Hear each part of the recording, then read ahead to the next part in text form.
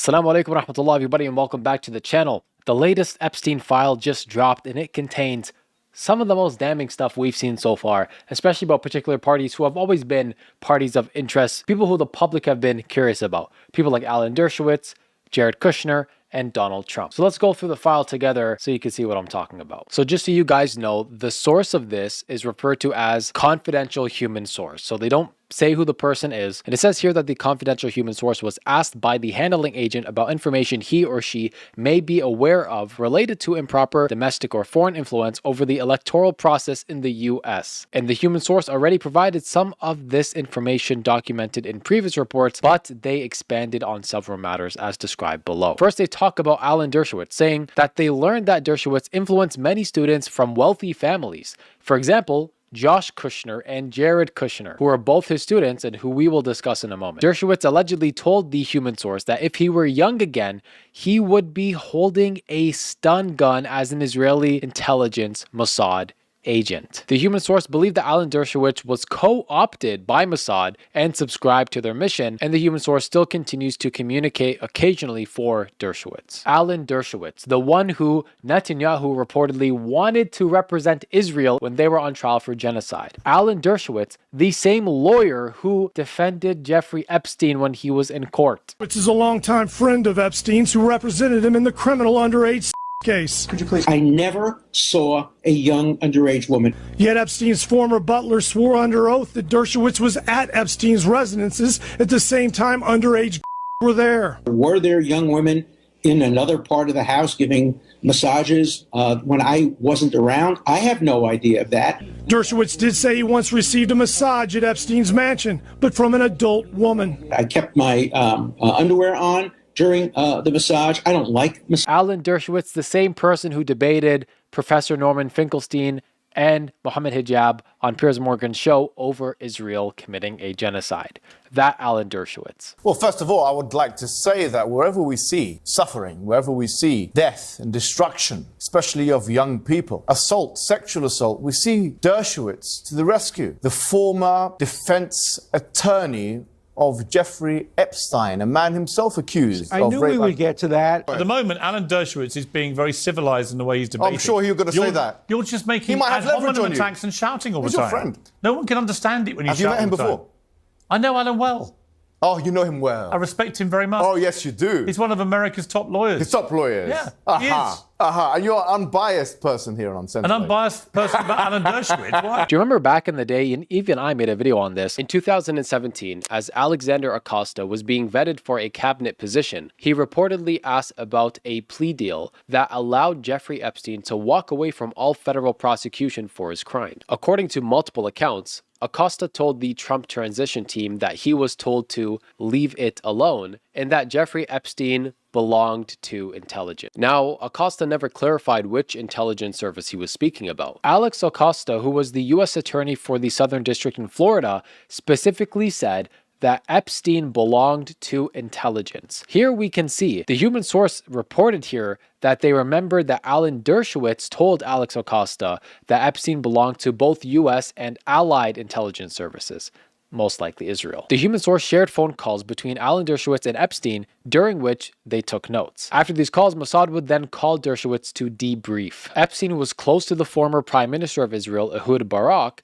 and trained as a spy under him. The human source advised Chabad, which is the state-sanctioned Judaism, is doing everything they can to co-opt the Trump presidency. Now here's where we get into Trump, and you're going to be surprised as to what this says. Before we continue, I do want to remind you guys, it's important to always pray. With everything going on in the world, it's very easy to lose yourself and to become forgetful of your deen and of your salah. So that's why it's important to have systems to remind you of Allah and to remind you to pray. And something I've been using to make sure I stay on top of my deen is the Adhan app. I've been using it for quite literally 10 years of my life. Ever since I started practicing, I always had it on my phone to remind me when to pray. It also has daily tasks, so you can remind yourself every day and set tasks to memorize more Quran or to pray extra salah or to remember Allah more, and you could check them off the list as you go. So if you guys want a simple and easy way to remember to pray and to remember to accomplish your Islamic goals, then download the Adhan app. You can find the link down below. On the day Trump was elected president, Ivanka Trump and Jared were at the gravesite of Rabbi Shearsam, who was the most powerful rabbi in the Chabad network, which again is essentially state-sanctioned Judaism. Just so you guys know, Jared Kushner is the son of Charles Kushner, who is very close to Netanyahu, and Jared himself is very close to Netanyahu. He has invested in companies in Israel. He's praised and pushed the Abraham Accords, and he is very, very, very clearly a defender and ally of Israel. His family has even donated to causes in Israel, including the West Bank illegal settlements. He wants to do this, and we've developed ways to redevelop Gaza. Gaza, as President Trump's been saying, has amazing potential, and this is for the people of Gaza. We've developed it into zones. In the beginning, we were toying with the idea of saying, let's build a free zone, and then we have a Hamas zone. And then we said, you know what, let's just plan for catastrophic success. Hamas signed a deal to demilitarize. That is what we are going to enforce. We put such crippling sanctions on Iran that they went from about, I think it was 2.6 million barrels a day of oil they were selling to about 100,000 under Trump. So their foreign currency reserves were basically depleted, and they were broke. Same with the Palestinians. We stopped the funding to UNRWA, the UN agency, which is totally corrupt. It's we've put $10 billion in there over time. I did a poll in the Middle East, in Gaza, to say, okay, we've invested $10 billion here as a country. Are we popular? Right?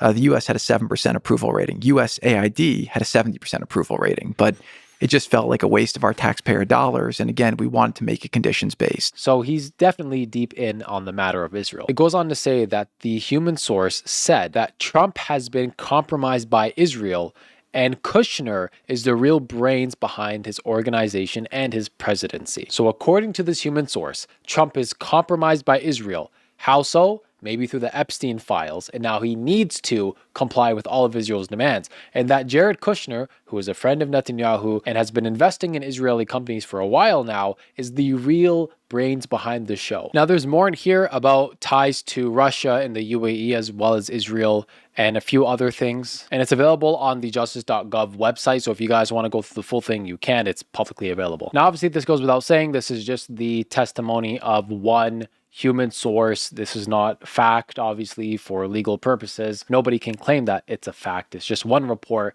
in one file. But if this were true, it would make sense given the reality and given what we see from these characters like Trump and Jared Kushner and a few other personalities. But just imagine for a second, you live in a world, especially if you live in America, imagine you live in a world where the president's not really the president. They're not really running the show. They are forced to comply with the needs and the demands of another foreign nation who's pulling the strings behind the scenes. And Jared Kushner is really the brains behind the operation, and he is loyal to Israel and not your country. I'm not saying that is the case. I'm just saying imagine a reality where that was the case.